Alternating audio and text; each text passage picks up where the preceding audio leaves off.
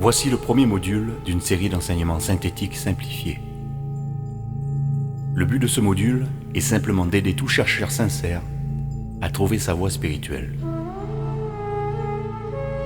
Selon sa nature, ses tendances et ses capacités.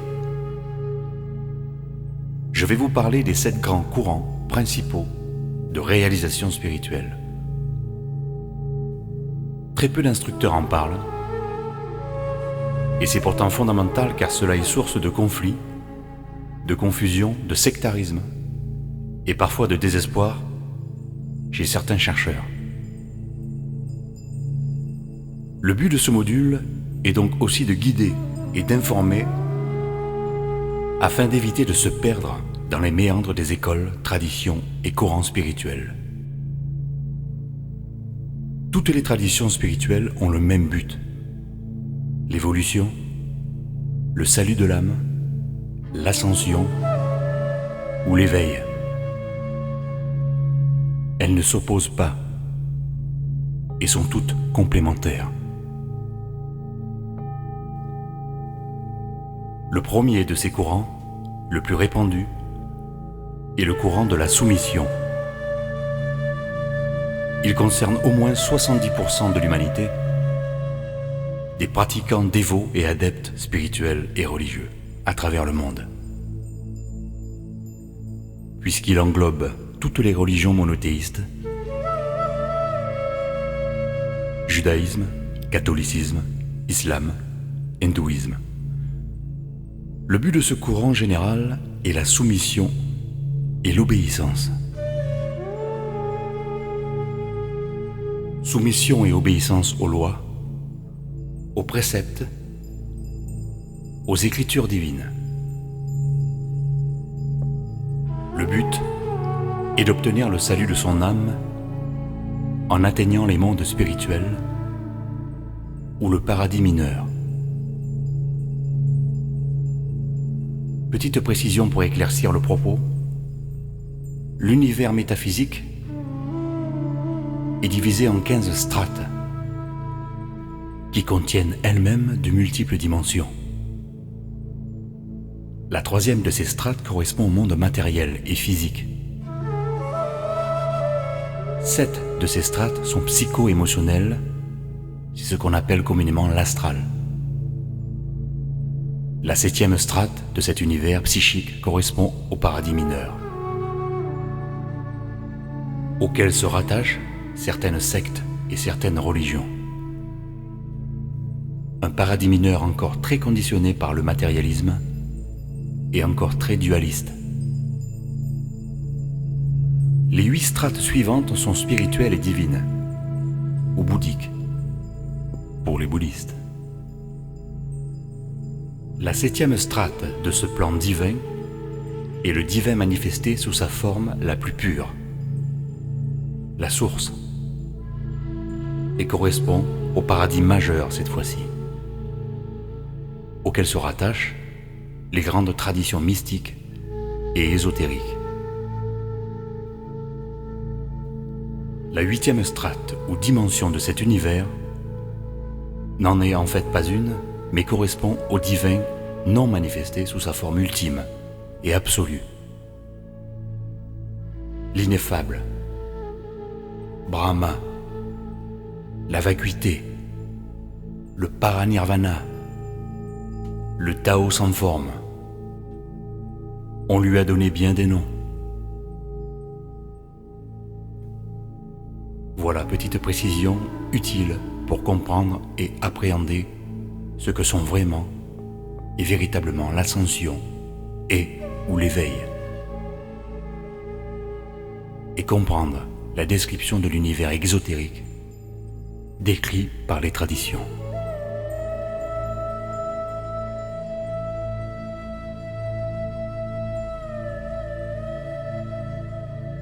Le deuxième courant principal est le courant de l'amour mystique et correspond à la bhakti indienne, au christianisme originel,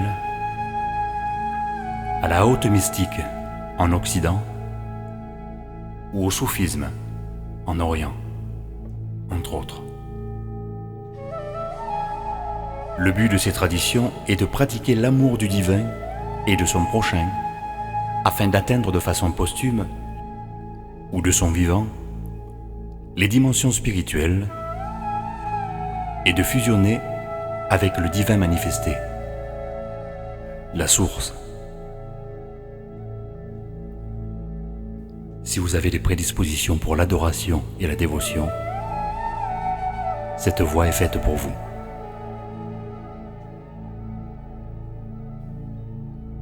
Le troisième courant est appelé alchimie en Occident, tantrisme en Inde et en Extrême-Orient, et Vajrayana au Tibet. Le but de ces traditions est de travailler continuellement par des méthodes et des pratiques diverses à la transformation, la transmutation des énergies psychiques, énergétiques et physiques afin de provoquer des réalisations spirituelles.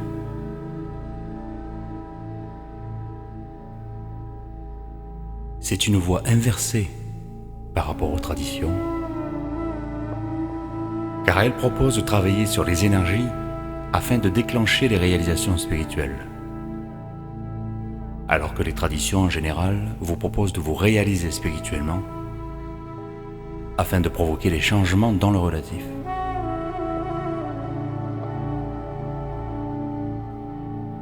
C'est une voie extrêmement ardue et qui nécessite la supervision d'un maître qualifié.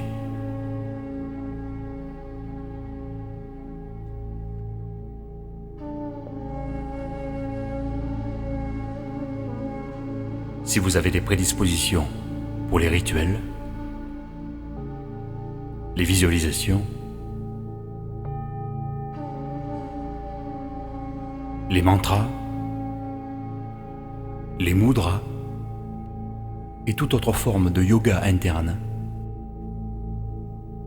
ainsi qu'à la soumission parfaite à un maître qualifié, cette voie est faite pour vous.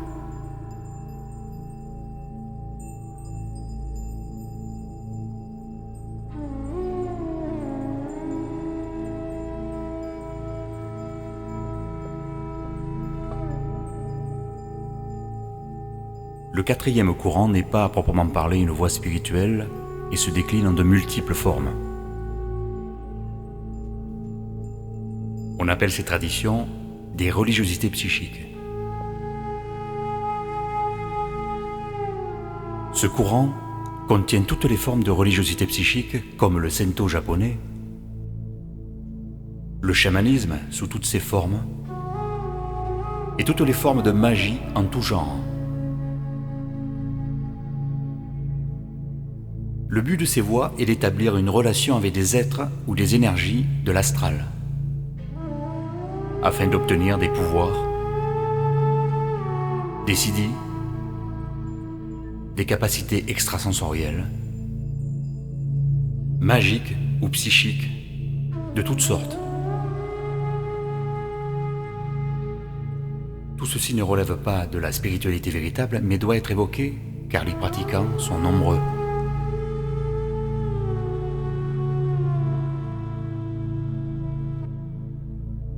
On peut mentionner dans ce cadre la magie blanche,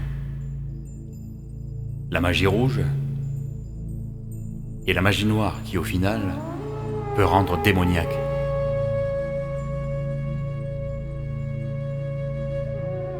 Et enfin, on peut évoquer la voie des asuras, comme on les appelle dans l'hindouisme et le bouddhisme. Également appelés demi-dieux, ce sont des êtres ayant pratiqué des méthodes très puissantes afin de se détacher de la matière, pas pour des raisons spirituelles, mais pour obtenir un maximum de pouvoir dans l'astral et éventuellement influencer le monde physique, afin de s'établir et de régner en maître, et de dominer, et de créer des cultes.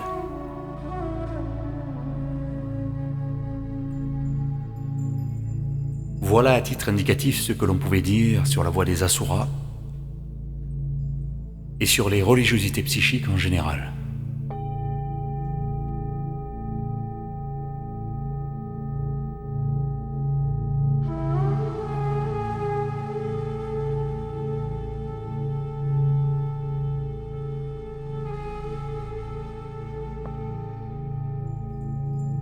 Le cinquième courant traditionnel de ce petit exposé est la voie du renoncement, du détachement et de l'ascèse, afin de potentialiser l'éveil,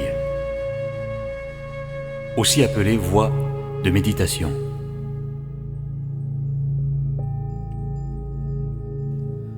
Un courant qui intègre le bouddhisme originel, certains ordres monastiques occidentaux et divers à travers le monde.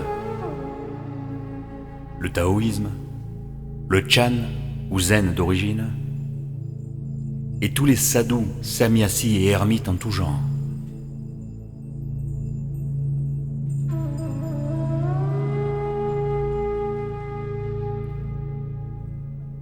Le but de ces traditions est de couper toute forme d'attache karmique, qui sont cause de renaissance et de transmigration à travers tous les mondes manifestés, appelés aussi samsara, afin d'atteindre les mondes spirituels et surtout le paranirvana.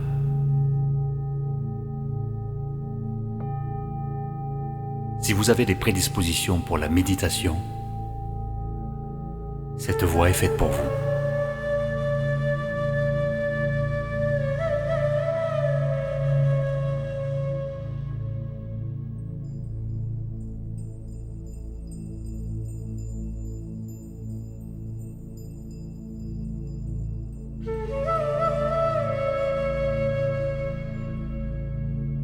Le sixième courant principal et traditionnel est la voie du service absolu et désintéressé pour autrui.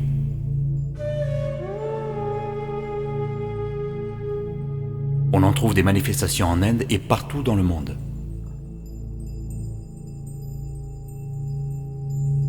Mais sa forme la plus populaire culmine dans la voie du Bodhisattva, issue du Mahayana, aussi appelé grand véhicule du bouddhisme. Le but de ces traditions est de s'oublier soi-même en servant les autres, en les instruisant et en faisant le vœu de renoncer au paranirvana et de renaître ou de se manifester dans le samsara tant qu'il y aura des êtres à secourir et à libérer.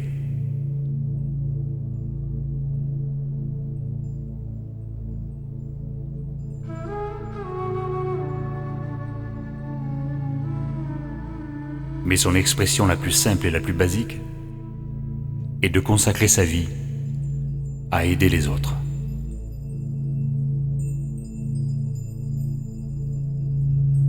Si vous avez des prédispositions à l'altruisme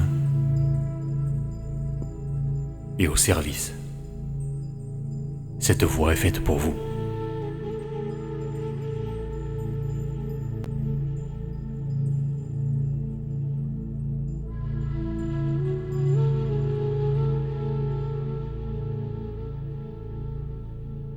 Le septième courant principal de réalisation est le courant de la connaissance intuitive et de l'exploration de la nature de la conscience et de la réalité absolue, aussi appelée investigation du soi.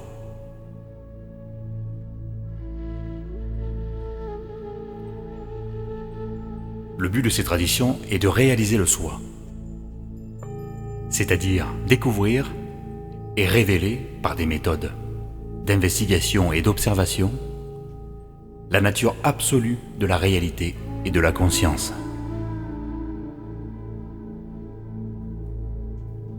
On en trouve des expressions dans le bouddhisme Madhyamika, Yogacara, Zen et dans le Dzogchen. Dans le taoïsme, mais son expression principale est l'Advaita Vedanta, ou non-dualité. Initié par Shankaracharya au 8e siècle et popularisé à nouveau récemment au 20e siècle par Ramana Maharshi et Nisargadatta Maharaj entre autres, qui ont rendu cet enseignement ésotérique et initiatique au départ mondialement connu. par leur enseignement simple, profond, accessible et universel.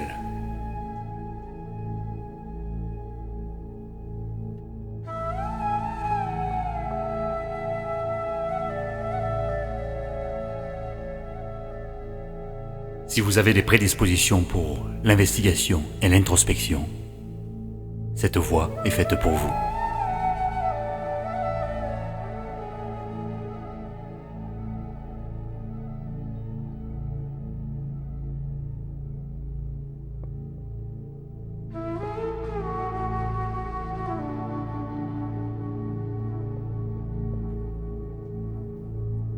On ne pouvait pas terminer cet exposé sans mentionner rapidement 4 courants mineurs,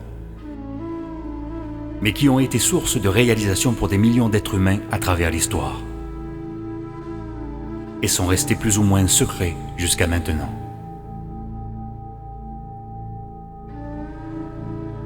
Ils ne rentrent pas dans la liste des courants principaux qui viennent d'être exposés, mais doivent absolument être évoqués.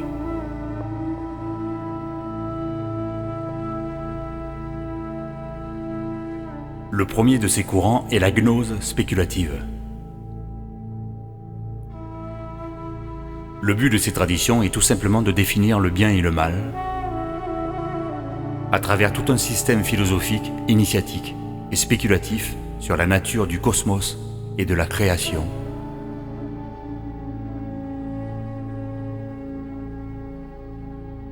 On y trouve entre autres le masdéisme, le manichéisme, le zoroastrisme, l'hassidisme, la kabbale, l'ismaélisme, la franc-maçonnerie, etc.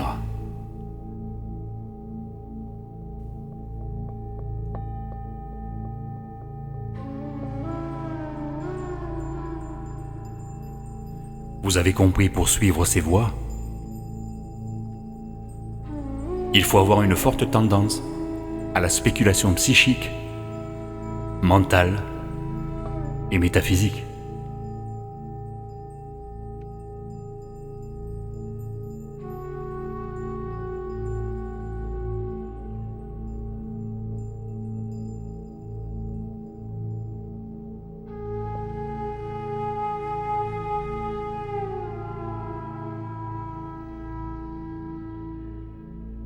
Parlons à présent des 3 dernières voies, car là on peut parler de voies initiatiques, dont l'origine se perd dans la nuit des temps.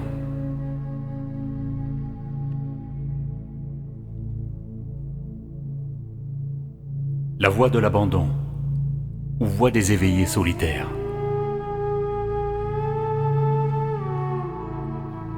Car de tout temps, et sous tous les cieux, des individus ont tout quitté, tout abandonné, pour aller au bout d'eux-mêmes et de leurs limites, afin de découvrir les secrets de la vie, du sens de leur existence et de leur raison d'être.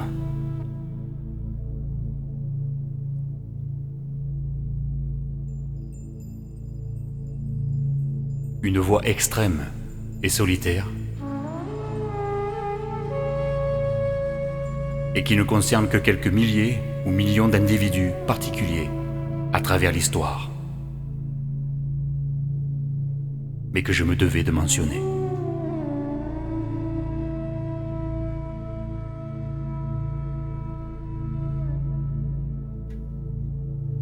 Avant d'aborder l'avant-dernière voie, il faut aussi dire que la souffrance est une voie passive de réalisation du soi, et que des millions d'êtres, qu'ils soient engagés ou non dans une recherche spirituelle, ont réalisé leur véritable nature à travers la souffrance.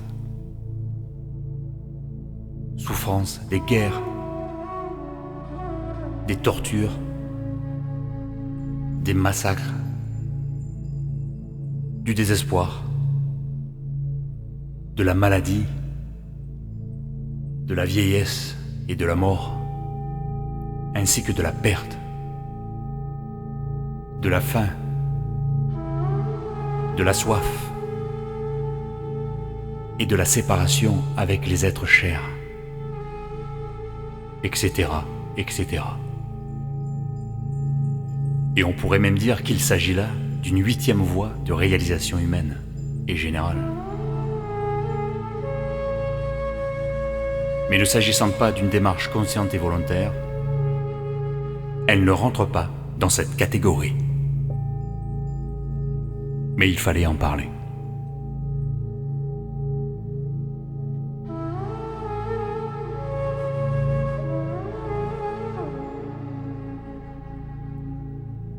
Parlons maintenant de la voie initiatique des flammes jumelles,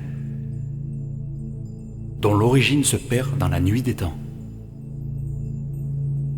Longtemps restée secrète, elle connaît un développement exponentiel depuis plusieurs décennies. Le but de cette voie est de développer l'amour inconditionnel à travers la relation de couple,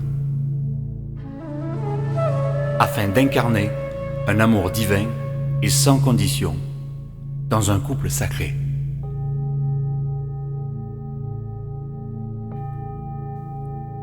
Elle concerne des âmes jumelles qui, en se retrouvant et en se réunissant, vont passer plus ou moins consciemment des étapes initiatiques au travers du vécu même de leur relation, afin de former au final un couple sacré.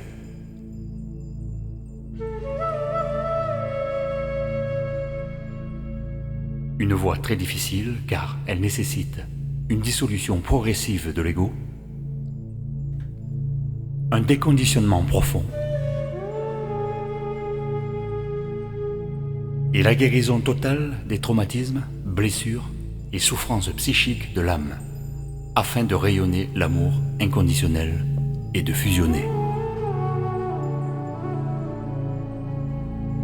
Purifiant ainsi une somme de karma personnel, collectif et transgénérationnel immense, apportant aussi une guérison spontanée au collectif et à la planète tout entière. En réunissant les énergies telluriques planétaires et les énergies cosmiques, entre autres.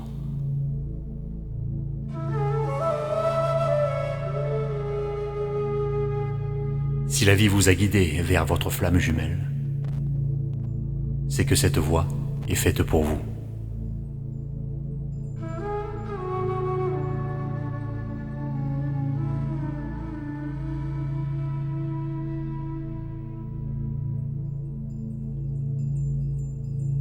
Et enfin, évoquons la voie dite de la fusion. C'est une voie qui a toujours existé et a permis à des millions d'êtres de se réaliser de façon naturelle et spontanée. Cette voie qui est hors tradition implique de fusionner totalement dans une activité quelle qu'elle soit.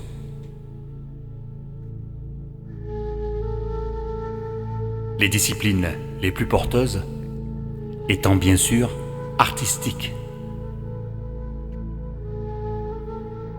L'être, en fusionnant totalement dans son art, comme le chant, la danse, etc., de tout son cœur finit par s'oublier lui-même, faisant corps et fusionnant vibratoirement dans son expression, potentialisant ainsi grandement la réalisation de la totalité, de la conscience et du soi.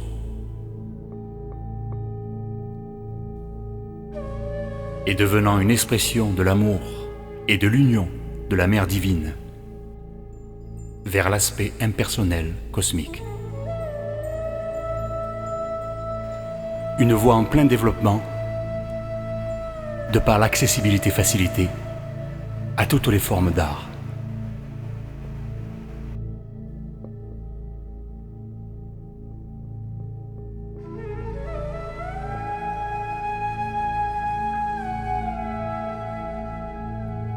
Voilà.